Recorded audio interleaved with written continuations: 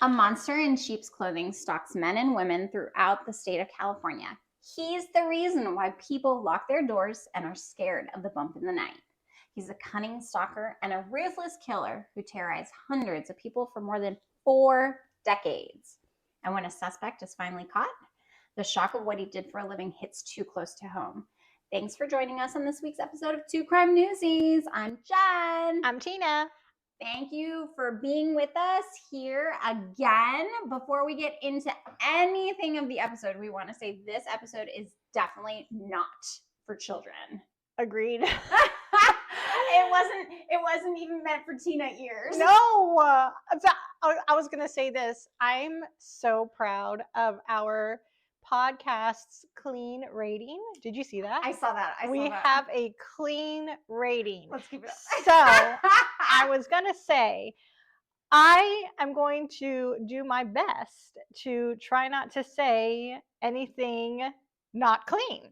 Yeah. Anything unclean. I feel like this is a hard one too, because it talks about some things that are really bad and terrible that happen to people.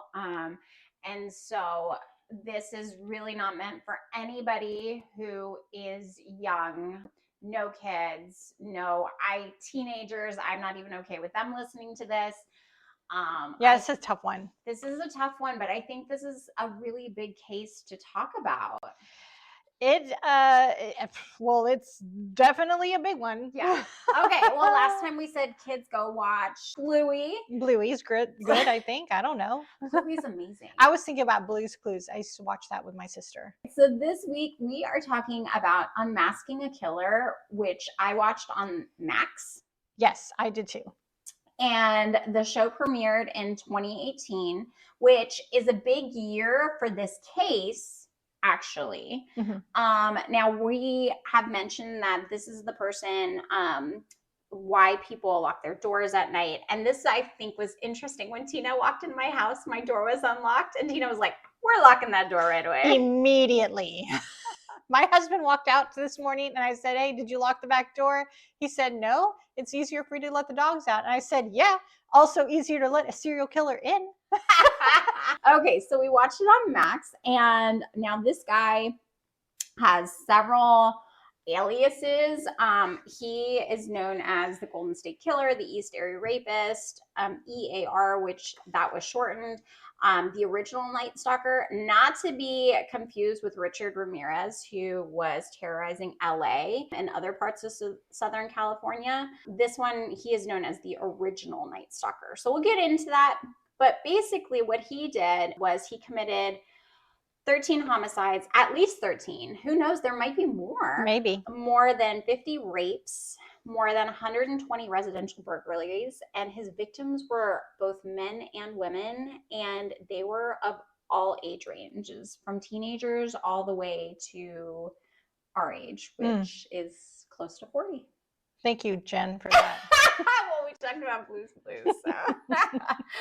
No, he was coined the Golden State Killer by Michelle McNamara, and she was the one who gave him his name later on. Jen has given him a new name. I have. So I don't want to refer to him as any of these things. Golden State Killer, East Area Rapist, Original Night Stalker. I want to call him the Weasel. That's what he is. Because to me, weasels are little tiny creatures that just like worm their way into things, and they have these like teeth that just like stick out, and nobody likes a weasel. No. So I want to call this dude the Weasel because I don't want to give him any kind of satisfaction because he's still alive, and who knows what he's listening to in prison. Yeah. The Weasel. The Weasel it is. Let's get into it. Are you ready? I think so. I know, Tina looks terrified over here. I couldn't sleep. I watched, this is a 7-part TV show. Did we mention that? A series, 7-part series. And by the end of it, I tossed and turned all night and couldn't sleep. I know. So if you watch this, be careful. Yeah, be warned. Be warned. It's a hard one to watch. It is. But I think it's an important one to talk about. Because it impacted so many people. So many people. Gripped pretty much the entire state of California for more than 40 years. That is absolutely mind-blowing. Yeah. And nobody really knows about him. Yeah, I didn't. I'd heard about, the moniker that she gave him, Yeah. but that one journalist gave him, but I didn't know any details. Mm-hmm. I thought, just from the name it was a serial killer, but I didn't Mm-hmm. know anything about the case. I didn't live in California. You did. I did. And so the interesting thing about this is when he was finally arrested and they started naming all the places that he had been like active at, that he had lived at. I've been to all of these places, like craziness. So we'll get into that. Also, he'd been everywhere, so yeah. Mm-hmm, mm-hmm.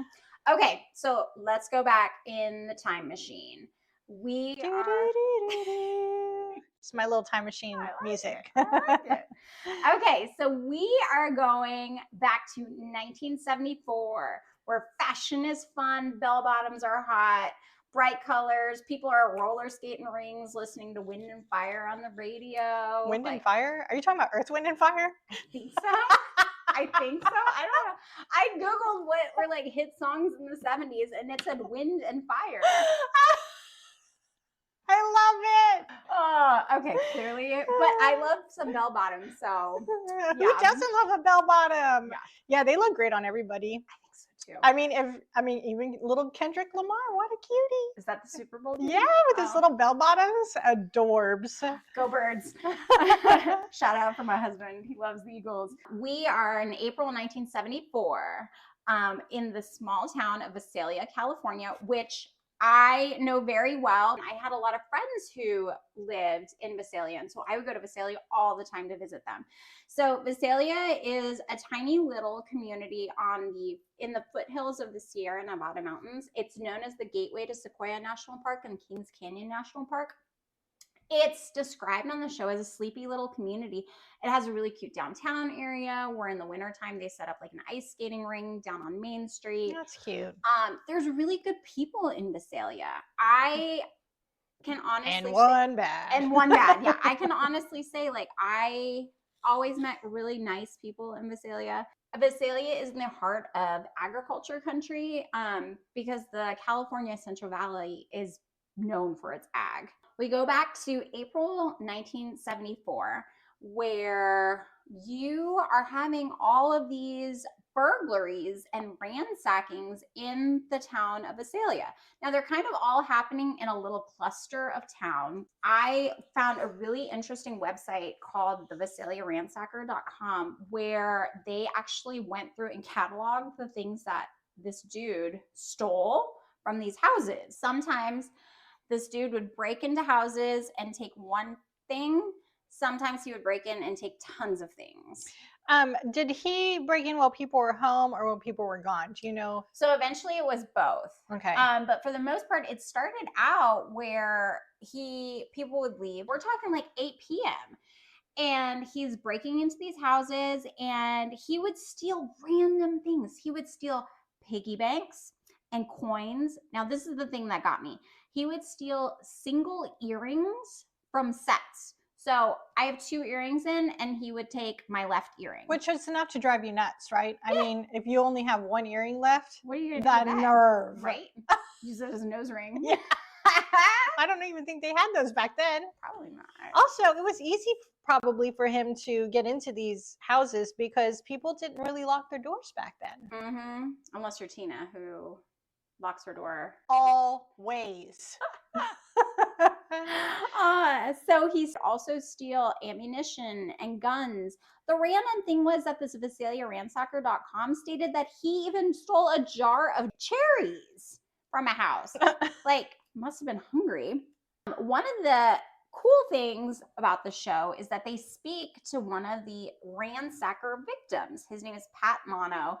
He's this adorable old dude who had his house broken in 1975. He said he came home and there was just a huge mess. Cabinets were open, drawers were dumped out. And then, listen to this. He walked down the hallway of his house and saw his underpants lined up like stepping stones, he said, in the hallway. What a psychopath. That is just weird. Here, let me take your jockey undershorts here and just lay them out. Like, and you can hop from stone to stone. Like, who does that? A psychopath. Right? Right? A weasel psychopath. He said his wife had diamonds. They were all still there. 2 things that he took were from his daughter's room, which is kind of weird. So his daughter, he says, was 10 at the time. And he stole 1 earring from a set, was gone, and some like costume jewelry type stuff, like stuff that's not worth anything. Mm-hmm. Which I feel like at that time they probably had some really cute like costume jewelry. Oh, yeah, sure. Like fun stuff. Mm-hmm. Like flower power. Like I'm thinking like peace sign, flower power, like Isn't that the 60s? I thought that was the 70s. Is it not? I thought that was the 60s. I don't know. I associate like bell bottoms and like bright colors with that kind of stuff. See, I associate like more the muted. Muted? Yeah. So instead of the bright flowery patterns that I imagine are in the 60s, I feel like the colors are a bit more muted in the 70s. Like there's still like the flowers and stuff, but they're more like orangey beigey. I Like think orange is bright. no, like not an orange, but more of like a peach or something a little bit more muted, not as bright as Like the peach emoji that people use for like signify a butt. If you're watching any. You mean the peach emoji that you use to signify a butt? We want to bring some light to this because it's such a dark story. That's true. You got to laugh at something. My gosh, or else I'm going to go home depressed again. You can't do that. Well, you definitely weren't depressed after we did like the Party Marty episode. Party Marty was a fun one. Yeah. Okay, so he took the earring and the costume jewelry, but then this is what I find kind of strange. He took a picture of Pat Mono's 10-year-old daughter with him. Oh, I'm shivering. Yeah. Yeah. Creepy. Mm-hmm. There was also a gun missing from his house, which this will come into play later on. Now, Pat says on the show that a couple of weeks later, the ransacker called his house. And this is something that we're going to get into more because over time, the weasel does this to multiple people to basically just like relive it and terrorize them. Like total weasel move to do. Yeah. Ugh. Pat said the person who was calling says, I'm going to kill you, I'm going to kill your wife, and I'm going to kill your daughter. And listen to what Pat said. Pat tells him, bring it on, dude. I'm going to be waiting for you. Love it. At other scenes, this ransacker would rifle through women's underpants. Like he was just going through the house making mess. Like a giant weasel. He's a weasel. You have no other purpose than to get in this house, make a huge mess. For what purpose? And then steal some low value items that mean like absolutely steal nothing. Like if you're taking the time, take some like big stuff. I don't see him walking out with a TV or anything, but also were TVs big at the time? TVs? I do.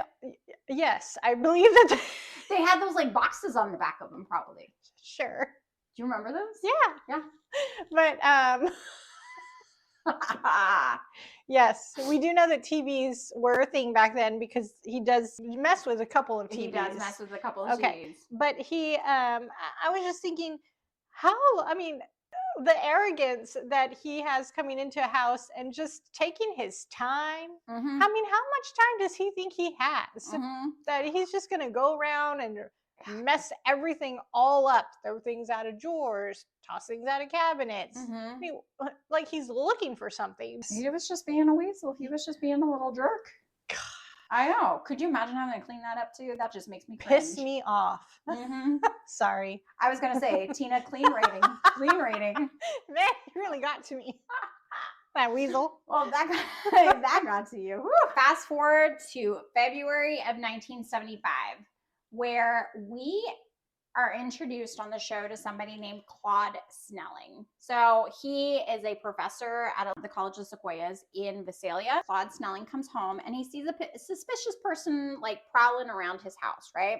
Yes. Okay, like you see it, you know it's kind of weird, but nothing happens for the next couple months, so you kind of forget about it. Then in August 1975, Claude Snelling's daughter was in her room with her boyfriend, and they're talking. The show says they were talking, And they start talking about the prowler that's going around the neighborhood. Because remember, we had said all of these break-ins and prowler events were all kind of in the same area of town. And the daughter looks outside of her bedroom window and she sees him peeping into the window. She's literally face to face with this dude. Yeah. That's so scary. That petrifies me. Like, I can't imagine. I'd probably pee my pants. Yeah, definitely. We've discussed this before. I feel like that's yeah. There'd be a lot of screaming. Yes. Yeah. Officer Cummings with the Visalia Police Department is interviewed in the show, and he gives some pretty good interviews. And he says that he thinks that the prowler was fascinated with Claude Snelling's daughter. Her name was Beth. And then, so we fast forward to September 11th, 1975, and it's the early morning hours. And that's when Beth, I don't know how old Beth was at the time, she's just identified as a teenage girl, wakes up with this weasel on her, and he grabs her and tries taking her from the house. Mm-hmm. This is the first time this has happened that we know of that's ever brought up on the show. And he's trying to take her. He's trying to kidnap her. Yeah, the first time that the weasel has not just ransacked a house, but tried to take someone, not just a thing, but someone from the house. So her dad, Claude, woke up. I mean, I'm sure she's fighting for her life. And so in the commotion, her dad wakes up and he confronts this guy. Apparently the ransacker, the weasel, had brought a gun with him, and he shot Claude Snelling 2 times. He died on the way to the hospital. Yeah, Claude died. It's terrible. So the first actual person that was killed by the weasel. Before the ransacker ran off, he apparently kicked Beth in the face, and after like some ballistics testing and all that kind of stuff, listen to me saying those big words. Look at you. Turns out that the gun that was stolen from Pat Mono's house was actually the one that had been used by the weasel to kill Claude Snelling. Yeah. The thing that gets me about this, though, is like, why this girl? Why Beth? Clearly, there was something about her because he had been there in February and in August. And then in September, he tried to kidnap her. Who knows, in all those months where nobody saw him, maybe he was there beforehand. Definitely, yeah. He just had he was fascinated by her. Yeah. Just the only thing that people can come up with. Yeah. In September of 75, the ransackings and the prowlings continued. Since the homicide of Claude Snelling, the Visalia PD had been doing stakeouts in hopes of catching the ransacker, the weasel, in the act. So, December 11th, this is 2 days after suspicious shoe prints are found. It's around 8:30 at night, so it's not too late. Officer McGowan is hiding inside of a garage of the house next door where the shoe prints were found, and notices that there's a man lurking outside of the house in the bushes. Weasel. He sees the man walk past the garage where McGowan is hiding, and then walks to the side of the house. So McGowan follows him, sees him tampering with a lock, then yells at him to freeze. And that's when the weasel removes his ski mask very calmly and puts it in his pocket. And the show speculates he does this sort of as a distraction. Then the weasel takes off running, and McGowan chases him. Go, McGowan. Yeah. Go, you get that weasel. I mean, can you imagine the adrenaline where you're catching him? You're doing it. He's like, right there. I'm just imagining this dude be like, freeze, stick him up. Like, oh my gosh. You know those movies? It's like, stick him up. Yes, hands stick in him the air. And like, that's what I'm imagining. Like, go, McGowan. Go get this dude. I know. He had to been running on full adrenaline. So the weasel turns around at some point during the chase and shoots McGowan and keeps on running. The bullet, though, hits McGowan's flashlight and breaks it.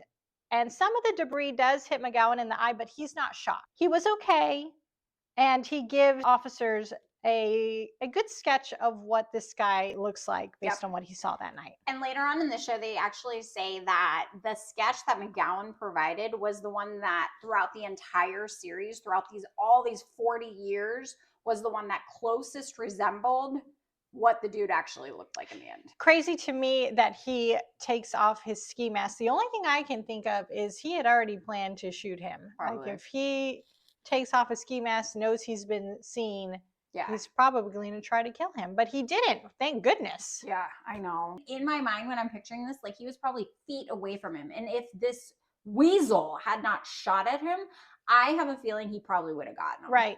So the weasel knows he got this close to getting caught. He doesn't like it. Yeah. So he stops the ransacking. The ransacking's completely over. But this isn't the end for California. Yeah. Ugh. The weasel lives. The weasel continues. The last ransacking incident of the series was on December 11th, 1975.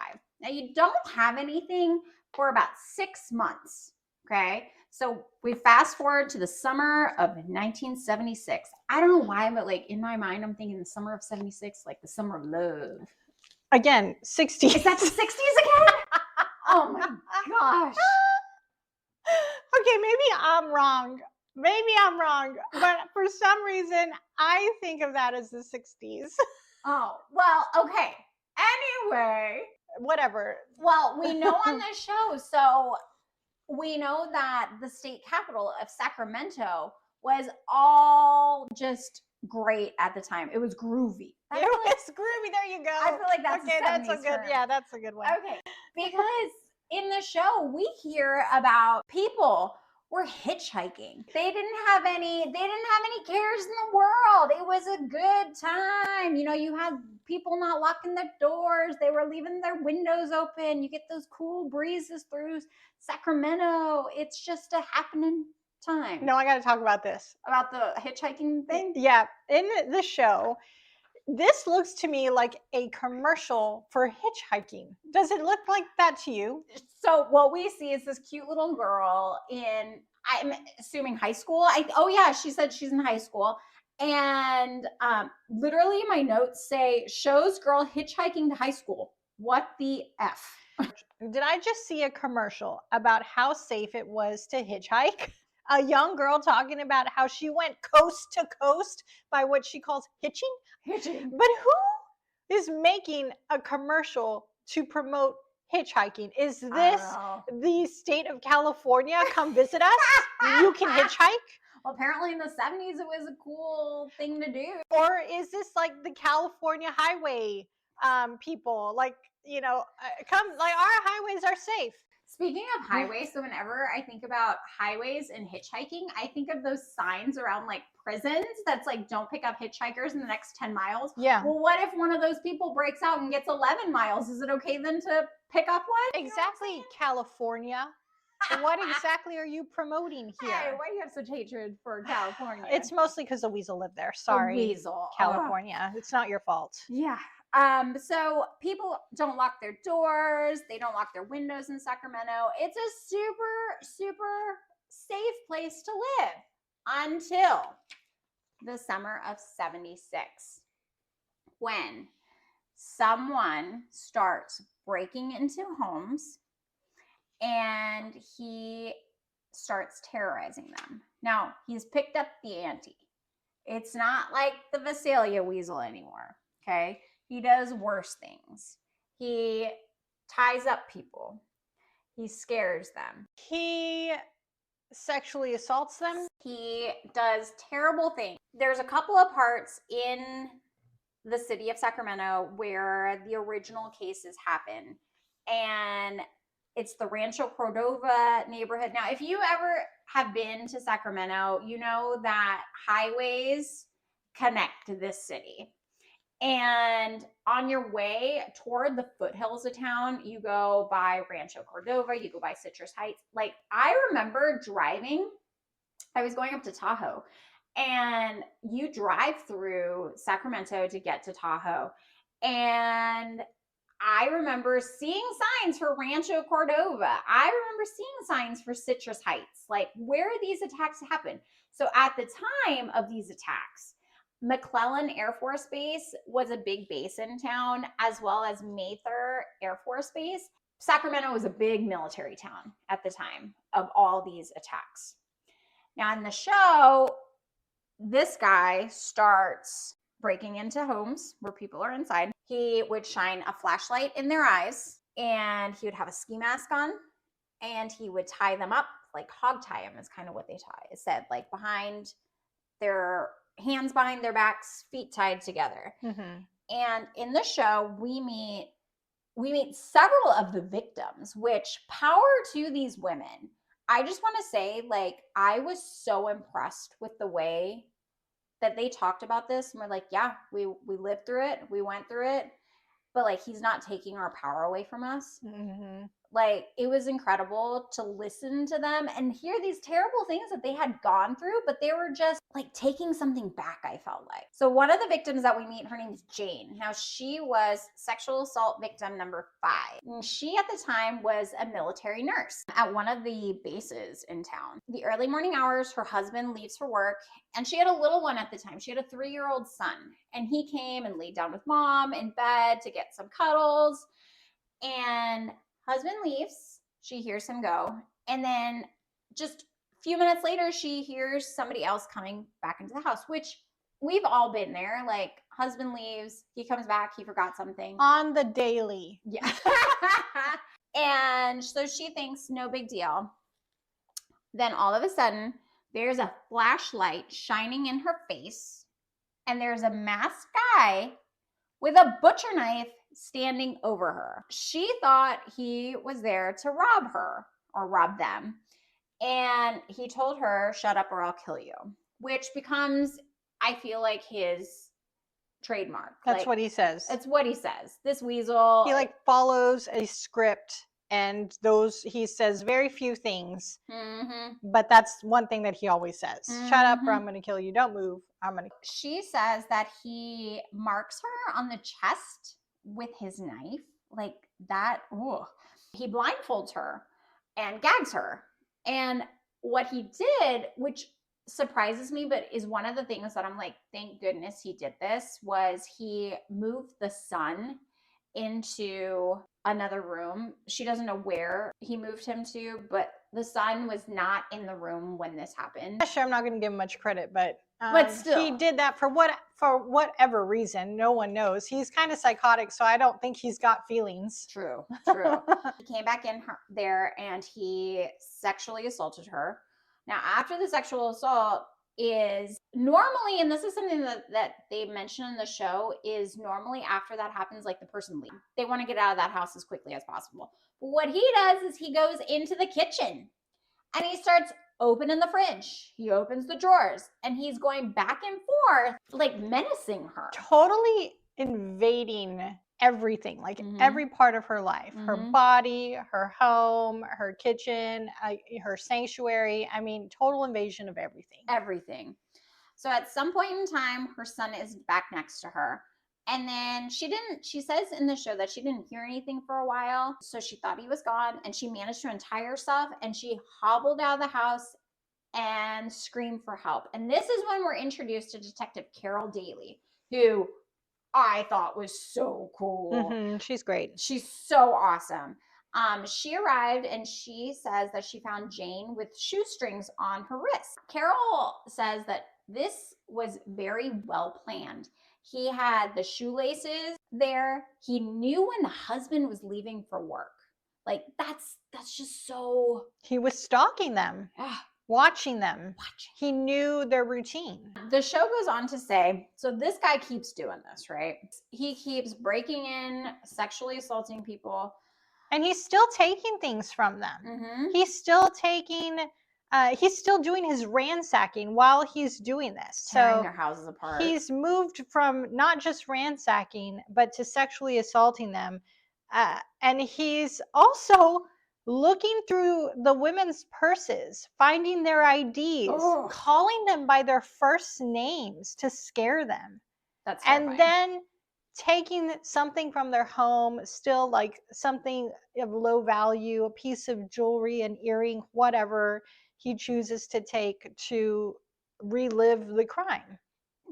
And he hangs out after he's Done this. done this. He just hangs out at the house, eats their food, drinks their beer. Paul Holes on the show, who we love. Paul Holes is back. I love Paul Holes. He's great. Paul Holes says that this dude is a beer drinker. If the people have beer in the house, he would sit there and just crack a cold one, go sit out on the back porch and just drink some beer. Which you can't get away with those things today. You just take that beer can, go analyze it for DNA, you're done. Mm-hmm. But back then he was just, he had it, he was everywhere. I feel like he didn't have a care in the world, which just makes me sick. He would even, Paul Holes said, go to the back patio sometimes of these homes and relax with his beer while his victim was tied up inside. Terrifying. Terrifying. He was in the house, he said, for anywhere from an hour to up to 3 hours. I can't even imagine how long 3 hours is when you're terrified and tied up and just wanting this person to leave you alone. These cases just continue and continue and continue. We know that he would stalk middle-class neighborhoods at night and prowl, meaning he was peeping in through windows to see women. Most of the time, these crimes all took place at single-story houses, and it makes sense why it would be a single story because it's easy to look in the windows. Right. Like, you don't have to climb to the second floor to look into bedroom windows. He was also athletic, they say. So he would jump fences and he had his escape routes planned. I'm not going to go as far as saying he was smart. Which is what these people on the TV say about him. But I will say he was resourceful. Yeah. Which is what weasels do. So the majority of his crimes all took place near highways. So it'd be an easy in and out of a neighborhood. And he would even plan escape routes in the house. So he would come into the house and go into different rooms and open the windows in case he needed to escape out of one of them really quickly. So if he came in through the living room window, he would still go into the bedroom and open a window in case he was in there and needed to jump out real fast. I can't, like, the thought of him touching everything. Ugh. Well, and it wasn't even just the days of, like, the day of the actual attack. The show says he would go into some of these houses beforehand and set up. That's right. There was one of the victims found, she was vacuuming her living room and moved some couch cushions and found the ties, the shoelace ties under her couch cushions, meaning he was in her home at some point beforehand. They would never have known. So he had planned to be there at some point. That's creepy. The big thing what this show talks about is that at the time, and this in my notes I wrote that it made me absolutely sick. At this time, sexual assault, I guess, wasn't looked at to be such a terrible thing. People would classify it. It was classified, the show said, as a.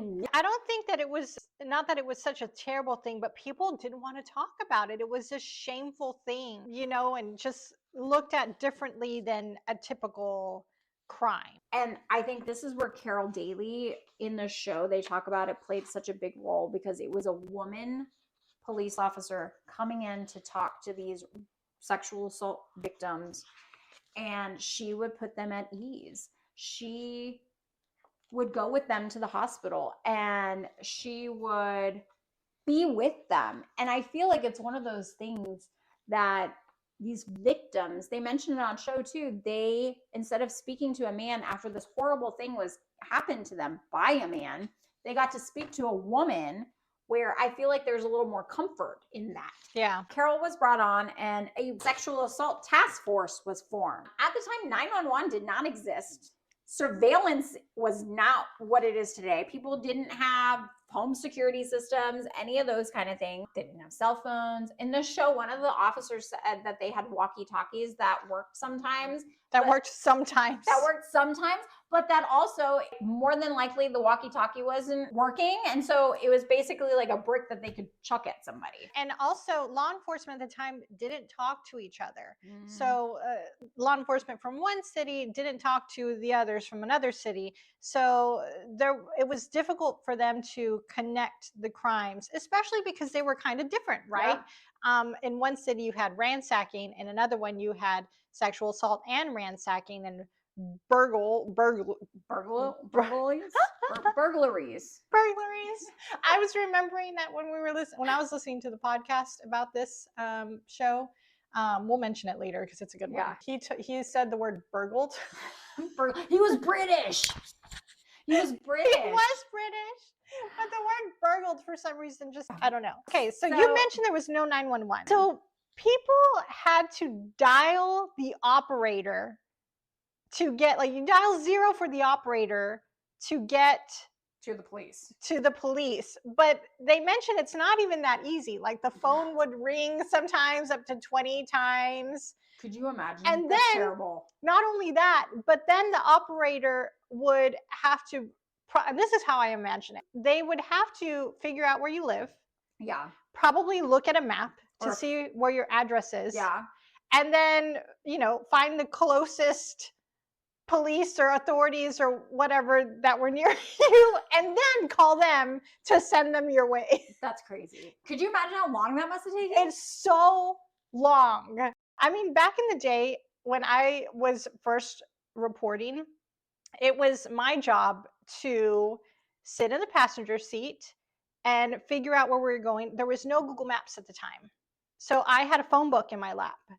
And I remember those giant phone books from the TV phone station. book. Yeah, you had a giant phone book in your lap, and there was a map at the front of the phone book. And I would have to look up the street and then find on the grid where that street is. Then go to the grid and find out where that is, and then figure out my own route to get there. Because there was no other resource to figure out how to get. Can you imagine? I mean, it took us forever to get places. It did. Oh. And I had someone driving telling them where to go, but I can't imagine if you were driving and then had to figure out where to go. I know. It's crazy. So we know that the weasel would go in before these crimes, and he would leave the shoelaces tied up under couch cushions and so forth. He would unload guns if there were guns in the house. And like you had mentioned, he would unlock windows. Now in the show, remember guys, this continues. So we are now in December 1976. So this started in the summer of 76. And by December of 76, we are up to 10 victims. All right. At first, the weasel would attack people that were only women. They were home by themselves or with their kids, right? There was not a guy present. Now that kind of changed when the Sacramento Bee, which is a newspaper, wrote an article stating that he does not attack when a guy is at home. We fast forward to April of 77 when attack number 16 happened. And this is one of the cases where we hear from our favorite person. Bubbles. Shut up. So attack number 16, the weasel breaks in. He does his usual thing, flashlight in the face, the middle of the night. Their eyes are not adjusted. They're startled awake. And this woman is forced to tie up her husband. And then the weasel ties her up. Paul says that he is now breaking into houses where men are present, where guns are present. He's able to take control of these people who are petrified, and he sexually assaults the woman while her husband is in the house, which I feel like is a whole other thing. The husband adds another element of getting, I don't want to say deeper into this, but he needs more control. He ups the ante again. Yeah. After reading that article, the arrogance that he says, oh, he read that he doesn't attack when a man is present. Well, he's going to attack now. He's going to show you. That's what he's thinking. So the first psychological profile of the weasel, also known at the time, I'm just going to say it because I feel like people need to know it, the East Area Rapist. So first we started with the Visalia ransacker. Yes. We've moved now to the East area rapists. But the authorities don't know this yet. They don't know this yet. They haven't put two and two together yet. Right. Because at the time, like Tina mentioned earlier, police departments didn't talk to each other. And also, if something was written about, for instance, in the Sacramento Bee, the newspapers in Visalia more than likely didn't cover that. So there was no communication at all. So in 77, after the 16th assault happened, the first psychological profile of him was made. So in the show, we don't speak to, the show speaks to a former FBI profile. Her name is Mary Ellen O'Toole, who is so cool. I've watched a couple of different shows where she's interviewed, and like this woman is just, I want to go out and like have a glass of wine with her, because I feel like the stories she tells, they gotta be good. They've got to be good. She said that all of this was very sexually arousing to him, and that he has this paraphilic behavior. Ugh. Right? Gross. She says that he's energized by these urges. He likes to see people with their hands tied up. And one of the things that she mentioned is that it's always the same knot, meaning that this knot has special meaning to him. So weird. She says that he has a thing for bondage. She says that he was making these menacing phone calls to victims, terrorizing them after the attack. So he would sexually assault them, leave, and then a couple of days later would call their house and just like terrorize them, like, I'm gonna kill you, I'm gonna come back, I'm gonna hurt you. They do play one of the, I guess it's a recording of him doing this. His voice to me, ugh.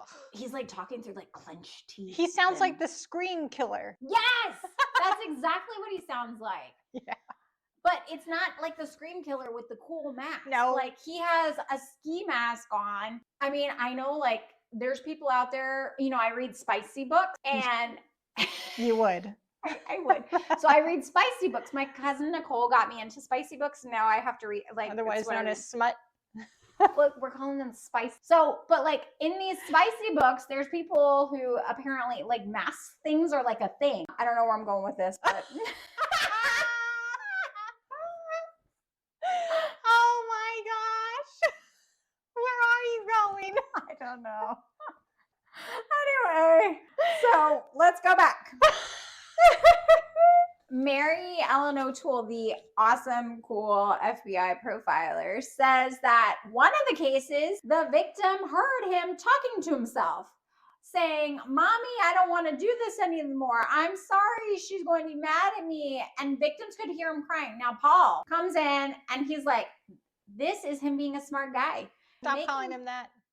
I'm not calling him that. Paul said that. Resourceful. Okay. You know, with him making these statements, it was all just an act. Mary doesn't believe it's real at all. And she says he was doing that so police look somewhere else. They're looking for a psychopath, probably, right, with that description, like someone who's kind of mentally unstable. You're crying, saying, Mommy, I don't want to do this anymore. So they're not looking for who he is or who he wants to like lead them off on a different path. Sometimes I think, was it Paul who said this, where he would, if he broke into a house with a boat outside, he would say something like, I saw you at the lake something, or last week, or whatever, to throw them off thinking that that's where he had been, even though he had never been at the lake or didn't see them at the lake. Right. Yeah. So we are now May 14th of 1977, and we meet a lady named Linda, and Linda is victim number 20. Now, the show says, and Linda says too, she was newly married and she felt safe. She had her husband at home. They show several pictures of her with a dog. She felt safe. They went to dinner and they came home from dinner, and there were some neighbor kids in the front yard, and they told them that they had seen a man in their yard. What? A man in our yard? You know? I mean, at that time though, I would be alarm bells. Woo! There's all of this stuff happening in this area. There's a man in my yard. But I mean, if there's a man in my yard today, I want to know what he's doing there. Yeah. You instantly check your cameras. Yeah. Yeah. I do too. Yeah. I feel though, you always don't think it's going to happen to you. You don't think you're going to be the victim. Sure, you think that this is a town of thousands of people. Exactly. It's going to happen to somebody else. Right. But Linda says later that night, she wakes up and there is a bright flashlight on her. And she thought she was dreaming. All of a sudden, she basically gets snapped back into reality when he throws the rope on the bed and tells her to tie up her husband behind his back. Now, the weasel retied those bindings extra tight on her husband. He tied up Linda's wrists, she says, and took her out of the room. And he put dishes on her husband's back.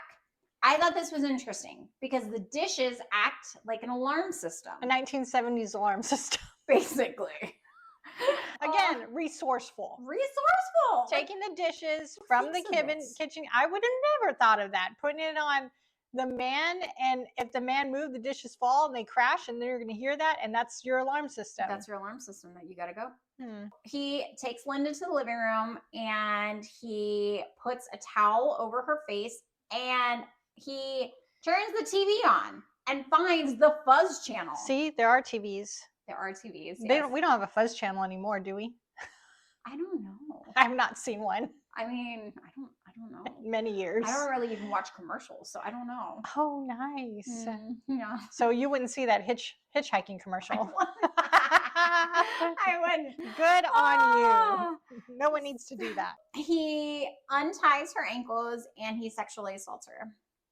Now, Linda says that she had something over her face the entire time and she had a knife to her throat. And she was basically just frozen. After the sexual assault, she says that he wanted her rings, but her rings wouldn't come off. Like, you know, when your fingers get swollen and like you can't get it off. Mm-hmm. Yeah, like I have that right now. People back then, I think, used to sleep with their rings and stuff.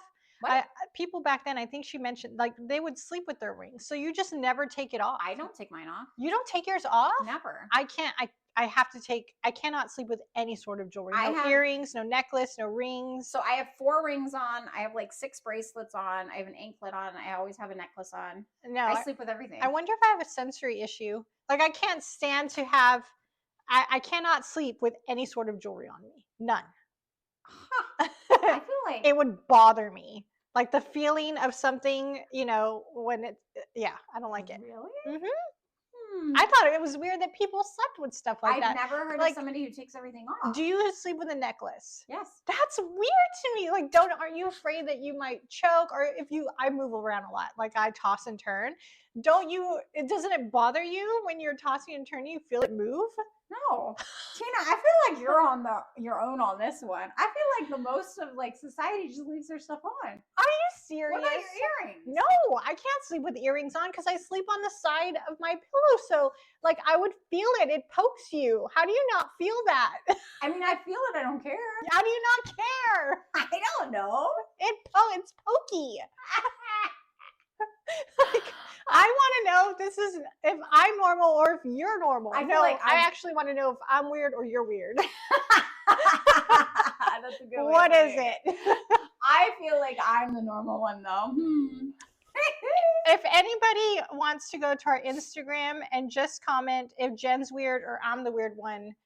If Jen's weird for sleeping with her jewelry or if I'm the weird one for not sleeping with my jewelry.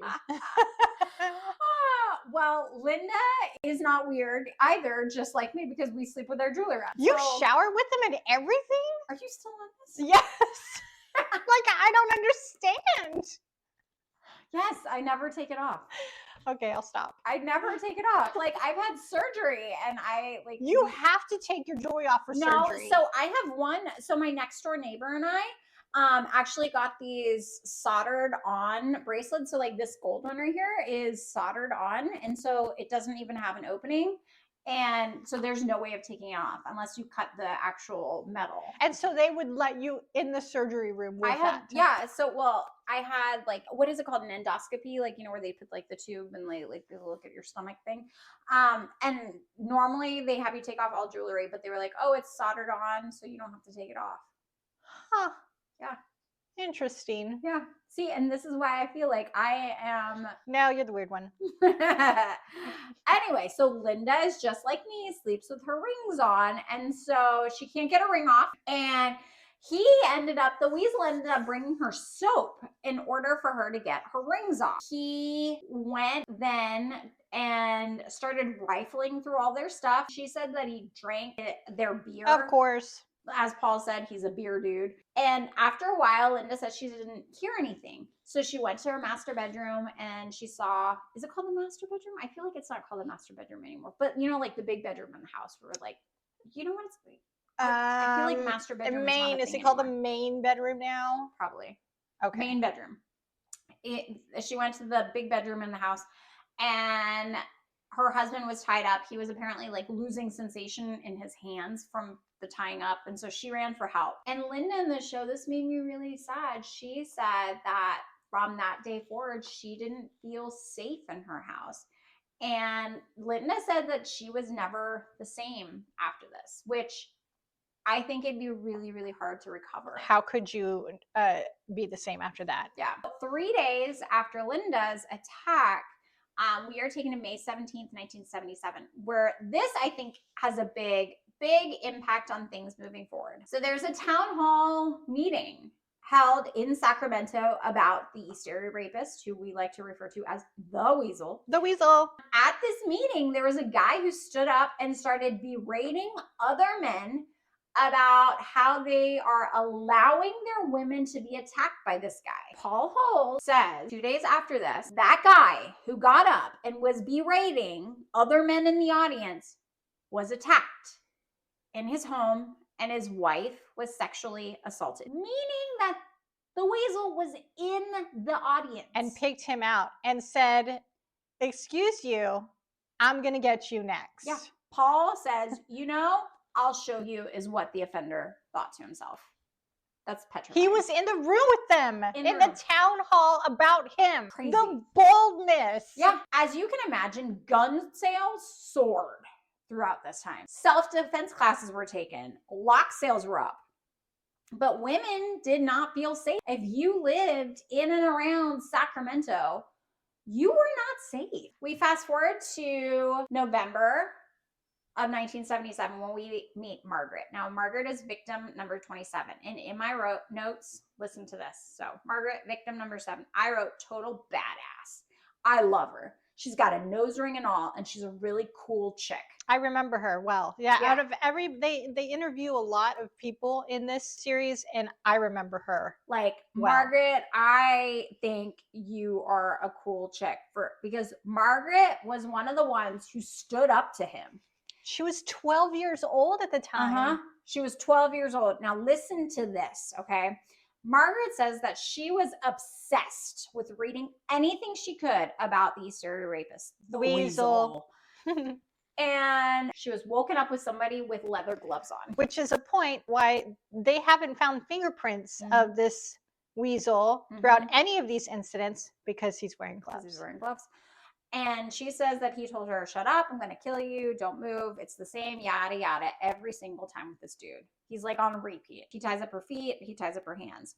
Now she heard him in her mom's room tying her up. And she knew at that point that it was, in fact, the Weasel that she had been reading about. She heard him, she says, coming down the stairs with some plates. And she knew that if he came into her room, he was going to sexually assault her mom. And if he went into her mom's room with the dishes, that she was going to be the one who was going to be sexually assaulted. And she heard him walk into her mom's room. And so she says she knew it. He comes in. We're going to use some explicit words here. We can use our own language. We hear on a podcast, Jen told me to listen to this podcast before we started talking about the show, and it's a really good one. You should definitely listen to it because this guy, he summarizes, he's funny, but it's called the Casual Criminalist Podcast. Okay. So in his episode, he mentions that the Weasel has a micro organ. That's a good way of putting it. I like it. That's what we're going to refer to it as. Okay. The micro organ. Okay. Let's just do that. Okay. So the Weasel goes into Margaret's room and Margaret says that he put his micro organ in her hand and asked her if she knew what it was. And Margaret, who is so cool, love this woman, says that she sarcastically said, no. Which, I mean, sure. Yeah. You see a microorgan, you're like, what is this? And she says that she knew she could push the envelope because he had not killed anyone yet. And when she said no, very sarcastically, he started getting angry with her. And he asked her if he should kill her mother. And she said, I don't care. Go for it. Like, I don't care. He asked if he should kill her. And she said, I don't care. And that's when he put a knife to her ear and said, want me to cut off your ear? And again, I'm assuming she was like, I don't care. And she said that he was furious. She was a very defiant preteen. Yes. She was sexually assaulted and he quickly left. And Margaret says that she does not think he got what he came there for because he didn't scare her. She did not give him that power over her. Exactly. Now we hear again from criminal profile Mary Ellen O'Toole. She was with the FBI and she said that Margaret challenged him and he didn't appreciate it and he was pissed. Fast forward to December 2nd of 1977. So this is about 3 weeks after Margaret was attacked. He, the weasel, called police. Okay, he called police saying that they're not going to catch him and he was going to use his microorgan again tonight. Good paraphrasing. Yeah. So now we fast forward to February 2nd of 1978. And this is, I think, a big one. Actually, we know it's a big one because Paul Holes even says that this case really changed some things.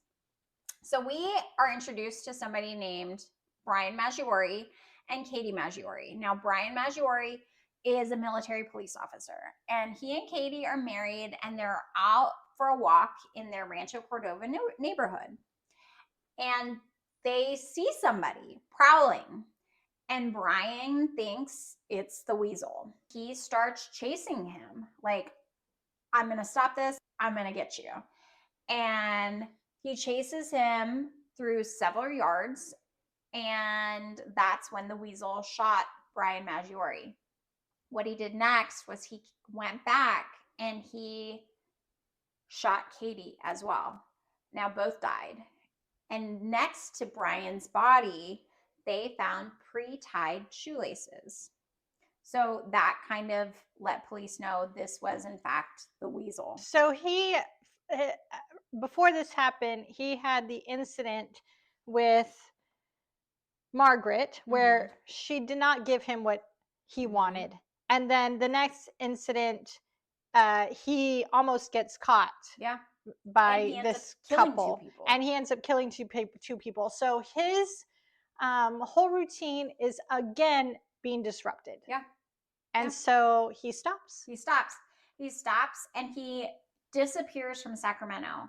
Now, this is where a few months later, in August 1978, things start happening in Contra Costa County. Now, Contra Costa County is toward the coast, so like the Bay Area of San Francisco, or the Bay Area of California. And in this area, for instance, Paul Holes, who we've talked about a lot, he was a chief forensic officer of Contra Costa County. Now, not at the time that the sexual assaults were going on, he would come on later. He wanted to solve the crimes. He did. And so I read Paul's book, and one of the interesting things about the book was Paul would secretly, once he started working for Contra Costa County, he went and dug up all these old cases from that were happening in Contra Costa County, and he was like secretly working on them to try to solve them. It was his thing where he wanted to be able to solve this before he retired. Exactly. August of 78 is when things start happening in Contra Costa County. How far away is that from Sacramento?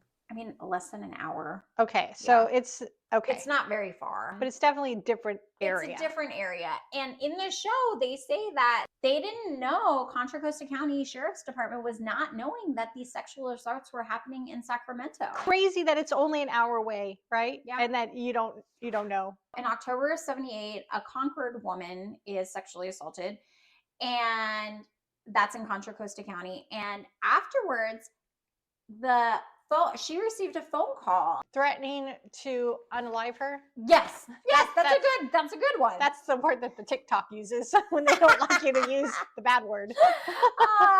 And in this call, apparently he is hissing on the phone. There's like heavy breathing, which was so spooky.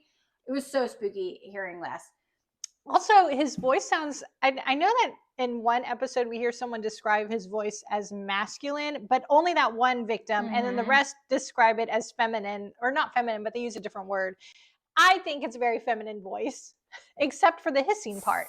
Yeah. It's like a feminine hissing voice. It's a weasel. It's a weasel. Like the Scream guy. He was like, it wasn't a very masculine voice. Yeah. It was just kind of, it was just there. Yeah. Attack number 50 happens in July of 1976 in the town of Danville. Again, Contra Costa County area, Bay Area.